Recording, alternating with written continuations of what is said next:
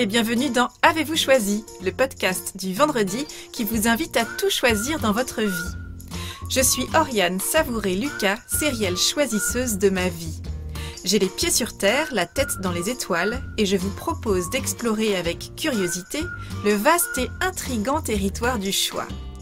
Cette exploration, je vous y invite à travers des réflexions, des questionnements et des ressources qui m'aident à choisir ma vie, ou encore à travers une conversation que j'ai eue avec une personne que je trouve inspirante sur la question du choix. Je suis coach et j'accompagne les personnes engagées et essoufflées à révéler leur singularité et leur choix authentique pour se créer une vie sur mesure.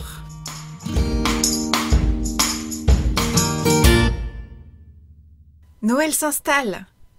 Voilà ce que me répète mon fils de 4 ans tout rond depuis quelques jours, avec des étoiles plein les yeux.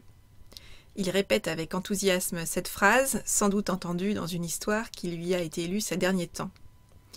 Il a dit cette phrase en voyant les agents de la ville finir d'installer les guirlandes lumineuses de Noël dans les rues. Il l'a redite lorsque nous avons vu ces installations s'illuminer dans les rues de la ville pour la première fois de l'année. Il l'a dite en découvrant le calendrier de l'Avent qu'il est impatient d'ouvrir à partir du 1er décembre. Ma fille, quant à elle, qui a 7 ans, l'âge de saison, comme elle dit, s'impatiente sur la date d'achat du sapin de Noël. Alors, il a fallu lui expliquer à plusieurs reprises que début novembre n'était a priori pas une bonne date d'achat ni d'installation d'un sapin de Noël si on envisage un sapin avec aiguille pour le jour de Noël. Bref, Noël s'installe et la magie a déjà commencé à faire son chemin dans le cœur des enfants. L'un et l'autre ont eu envie d'écrire ou de dicter une lettre au Père Noël. Cette fameuse lettre dans laquelle les enfants indiquent traditionnellement les cadeaux qu'ils souhaiteraient recevoir. Alors on le sait, l'écriture de cette lettre permet aux enfants d'énoncer clairement ce qu'ils aimeraient recevoir et aux parents de connaître de manière détournée ce que leurs enfants désirent. Mais pas que. J'aime expliquer aux enfants que leur tâche est d'écrire leur lettre au Père Noël, d'y mettre tout ce qui est important à leurs yeux, et, même lorsqu'on ne croit plus au Père Noël, d'avoir l'audace d'inscrire même ses rêves les plus fous, sans chercher à se limiter à ce qui nous semble possible et réaliste. Et en tant que parent, c'est ce que j'ai vraiment à cœur de transmettre à mes enfants, c'est-à-dire d'apprendre à faire une demande et comprendre que si le résultat final ne dépend pas uniquement de soi, tout commence par une demande clairement énoncée, clairement formulée, pour donner le meilleur départ dans la vie à ce vœu qu'on formule et qu'on aimerait voir se réaliser. Lorsqu'on écrit une lettre au Père Noël, on ose s'adresser à un personnage qu'on investit d'un pouvoir magique. On lui confie ce qu'on aimerait vraiment recevoir, même si nous n'avons pas la garantie ni la certitude de le recevoir un jour ou plus ou moins lointain ou un jour tout simplement. En tout cas, lorsqu'on écrit une lettre au Père Noël, on fait notre part, c'est-à-dire qu'on formule notre demande. Ensuite, le Père Noël voit dans quelle mesure nos souhaits peuvent être exaucés, pour tout ou partie ou non. J'aime beaucoup l'idée d'écrire sa lettre au Père Noël, quel que soit son âge, et même et surtout quand on est adulte. Cette lettre, je trouve, c'est l'occasion de mettre en mots nos envies, de leur donner forme sur le papier, même si on ne sait pas si elles se manifesteront concrètement, et dans le cas où elles se manifesteraient, sans savoir ni comment ni quand elles seront réelles. J'aime l'idée de cette missive dans laquelle celui ou celle qui écrit fait sa part, c'est-à-dire formuler sa demande. Depuis de nombreuses années, j'aime particulièrement commander au Père Noël des événements, des moments, plutôt que des objets. Des stages, des séjours ici ou là, des expériences, des ateliers. Alors pour illustrer mon propos, j'aimerais vous partager une expérience personnelle associée à cette idée de lettre au Père Noël. Il y a quelques années, j'avais énoncé l'envie de faire un jour prochain un voyage en amoureux, idéalement sur la côte ouest des États-Unis. Donc à l'époque, nos enfants étaient tout petits et ce n'était pour plein de raisons, a priori pas pour tout de suite, mais j'avais à cœur de ne pas perdre de vue cette envie, alors je l'avais écrite et consignée dans un cahier. Depuis quelques années, je suivais le travail d'un coach américain dont j'apprécie particulièrement le travail, qui s'appelle Brian Johnson. Et en fin d'année dernière, je me suis dit que si un jour, cette personne si inspirante lançait un programme de formation et de certification de coach, alors j'aimerais en être tellement j'aimais sa posture, la qualité de son travail et son approche globale. À la même époque, l'année dernière, j'avais envie de reprendre le sport. pour augmenter mon niveau d'énergie. J'avais trouvé une photo qui m'avait beaucoup inspirée dans un magazine. Alors cette photo, pour vous la décrire, c'est un pied. La moitié gauche du pied est glissée dans un chausson et la moitié droite du même pied est glissée dans une chaussure de sport. Alors j'aimais beaucoup le graphisme de cette photo, la manière bien vue selon moi de rendre visible la transition, le changement, l'évolution. Alors je l'avais découpée et collée. Il me restait évidemment à donner une forme à mon envie de renouer avec l'activité physique pour que ça ait du sens pour moi. Je n'avais aucune envie de me retrouver dans une salle bondée avec des bouchons dans les oreilles pour cause de musique ultra forte et de consignes hurlées par un prof de sport un peu survolté.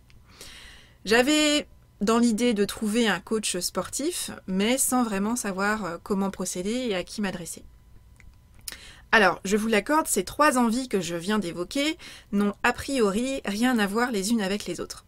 Leur point commun, en revanche, c'est que j'avais pris le temps, à l'époque, de donner forme à ces envies, soit en mots, soit en photos, et de rester ouverte et curieuse face à ce que les événements pouvaient me proposer en lien avec ces envies. La semaine prochaine, je m'envole pour les États-Unis, plus précisément pour Los Angeles, pour vivre un week-end de certification de coaching. Ce week-end viendra clore une année de formation à laquelle je participe depuis le mois de février dernier, depuis la France. En fin d'année dernière, j'avais donc formulé l'envie d'un programme de certification pour des coachs déjà formés, mais qui souhaitaient se certifier auprès de Brian Johnson.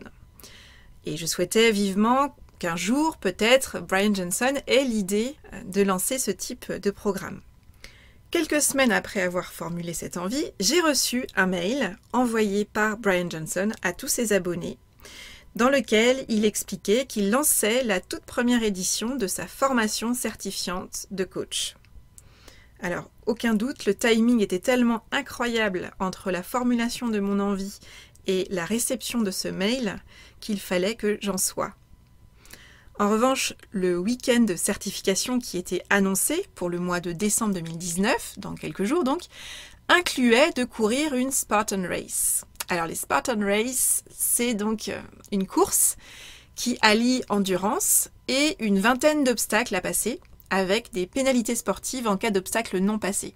En l'occurrence, des burpees, ces sauts en l'air enchaînés avec une pompe, au nombre de 20 à 30 par obstacle non franchi. Ouch! Donc cette perspective m'a fait hésiter, bien évidemment. En tout cas, je dis bien évidemment par rapport à mon niveau de sport de l'époque, en tout cas. Mais mon hésitation n'a pas été longue. Je la tenais, ma raison de me remettre au sport, d'y trouver du sens. J'allais trouver un coach sportif pour me préparer à cette course. C'était une évidence. Et au même moment, Matou, l'illustratrice, la dessinatrice que j'avais interviewée pour le podcast, qui est elle-même angevine, m'avait informé que son super coach sportif ouvrait une salle de sport à 2 pas de chez moi et proposait des cours individuels et en tout petit collectif. Exactement ce qu'il me fallait.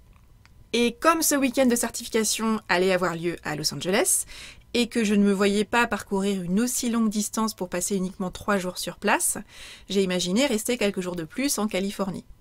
Et l'idée m'a traversé l'esprit. Et si nous tenions là notre occasion de vivre notre voyage en amoureux sur la côte ouest des États-Unis? À mon week-end de certification sportif à Los Angeles, s'est donc ajoutée la planification d'un road trip en amoureux en Californie, imaginé quelques années auparavant. Au moment où j'ai conçu ce projet qui réunit de nombreux vœux que j'avais formulés à des moments différents et sur des sujets qui a priori n'avaient pas grand-chose à voir les uns avec les autres, la question du coût de toute cette aventure m'a un peu travaillée. Comment trouver les fonds pour un tel projet? Et quelques jours plus tard, j'ai reçu un appel. Une administration m'informait qu'une importante somme d'argent ne m'avait pas été versée par erreur et qu'elle me serait virée dans les jours qui suivaient. Alors autant vous dire que cette concomitance d'événements m'a réjoui au plus haut point, tout autant qu'elle m'a laissé sans voix quelques instants. Toutes mes envies prenaient forme dans un projet que je n'aurais pas du tout eu l'idée d'imaginer quelques mois auparavant, mais qui m'apparaissait comme une totale évidence. La jeunesse de ce projet est venue me confirmer combien il est puissant de formuler clairement ce qu'on veut vraiment, tout en restant ouvert sur la forme que peut prendre une envie et le calendrier associé. Alors, si je vous partage cette expérience récente, c'est vraiment pour illustrer combien je crois à la puissance de la combinaison entre, d'une part, la vision d'un projet, qui peut prendre la forme d'une lettre au Père Noël, dans laquelle on met en mots ce qu'on veut vraiment, y compris des projets qui nous semblent totalement hors de portée ou tout au moins difficilement concevables au moment où on le formule, et d'autre part, l'action. Cette capacité que nous avons tous de nous remonter les manches et de faire des choix, de poser des actions concrètes pour avancer vers la vision que nous avons envie de voir se matérialiser. Et vous, avez-vous écrit votre lettre au Père Noël? Si vous l'avez écrite, l'avez-vous postée? Si vous ne l'avez pas écrite, pourquoi ne pas tenter l'expérience? Qu'avez-vous envie qu'il vous arrive de beau et de réjouissant dans les prochains jours, les prochaines semaines, les prochains mois, les prochaines années? Il peut s'agir d'événements, d'expériences ou encore de réalisations. Et si vous preniez le temps de coucher sur le papier toutes ces envies, tous ces rêves que vous avez, y compris les plus fous? Et si vous choisissiez un seul projet un peu dingue que vous aimeriez confier au Père Noël? Quel serait ce projet?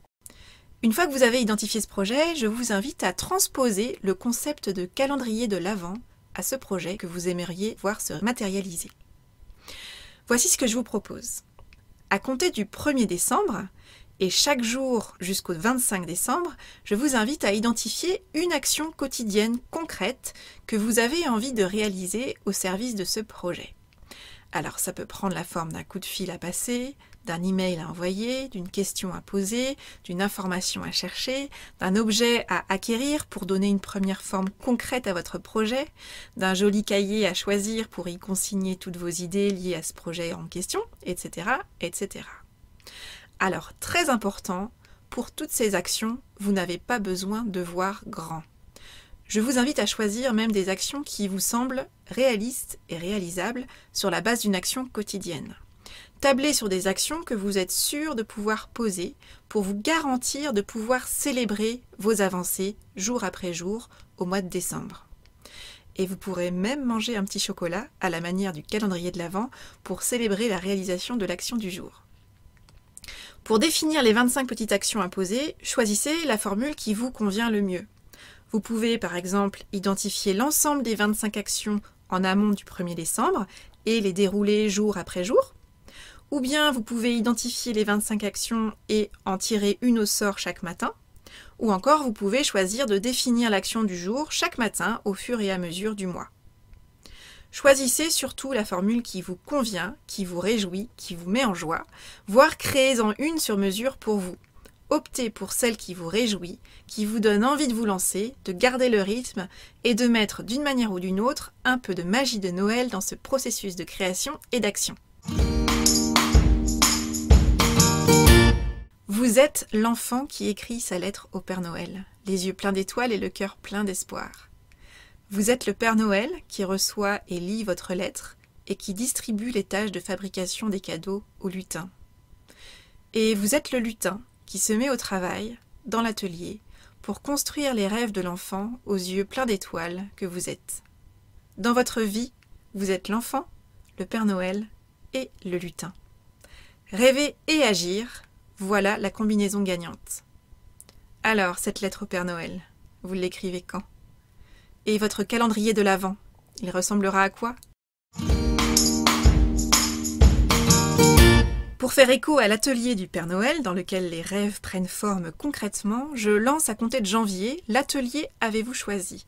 Un programme de coaching de groupe en ligne sous la forme de 2 rendez-vous mensuels. 2 mardis midi par mois, entre 12h15 et 13h45, je proposerai un coaching de groupe en ligne pour explorer plus en profondeur la thématique du choix, à partir notamment des différentes thématiques abordées dans les épisodes d'Avez-vous choisi? Alors, si vous sentez que vous êtes dans une phase de transition dans votre vie personnelle ou professionnelle, que vous avez envie d'intégrer un laboratoire de réflexion et d'expérimentation, que vous avez envie de mettre la main à la pâte de votre vie, d'explorer concrètement la suite que vous avez envie de donner à votre chemin, si vous souhaitez bénéficier de l'émulation d'un groupe et contribuer à inspirer ses membres, l'atelier Avez-vous choisi est fait pour vous. Pour plus d'informations sur l'atelier Avez-vous choisi, ainsi que sur les formules d'accompagnement individuelles que je propose, contactez-moi via la page contact de mon site oriansavoureluca.com. Je me réjouis de vous accompagner prochainement. Voilà, c'est tout pour aujourd'hui. Vous retrouverez cet épisode sur le site oriansavoureluca.com. Si vous aimez ce que je vous propose et que vous voulez faire partie de cette aventure audio, je vous invite à vous abonner à la newsletter de Avez-vous choisi afin d'être alerté dès la publication d'un nouvel épisode. N'hésitez pas à partager votre enthousiasme par écrit en déposant un avis sur le site, sur la page Facebook Avez-vous choisi, une constellation de 5 étoiles sur Apple Podcast ou sur votre application de podcast préférée. Et n'hésitez pas à faire connaître Avez-vous choisi à celles et ceux qui vous sont chers et que l'idée de tout choisir dans leur vie pourrait réjouir. Je vous souhaite une excellente semaine et je vous donne rendez-vous vendredi prochain pour un nouvel épisode. Et d'ici là, et si vous choisissiez tout ?